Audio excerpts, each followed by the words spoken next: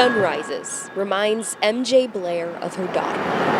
Kayla was a bright, beautiful, generous, kind, young 29-year-old mother of two who helped others more than she typically helped herself.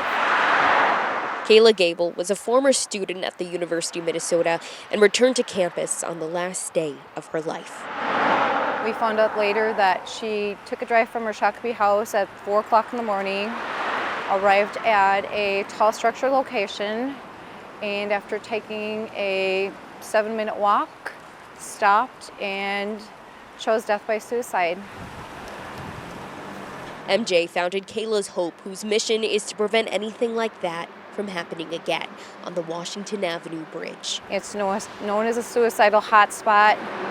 Which is why MJ reached out to SAVE earlier this year, a local nonprofit dedicated to ending suicide. Kayla's Hope is an idea that was born out of tragedy. Eric Mishy is SAVE's CEO. His organization is working with MJ as part of Kayla's Hope. They can be mesh fences, they can be plexiglass, they can be any type of preventative structure that helps to interrupt that suicidal impulse. But Eric says during the fight for those barriers, they've run into hurdles.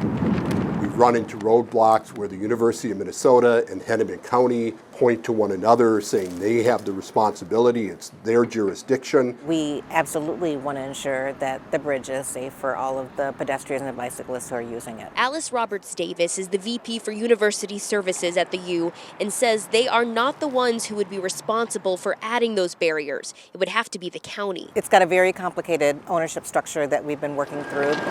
Our best option at this point in time is to ensure that we're monitoring it closely and that we're responding to any mental health concerns that we see there.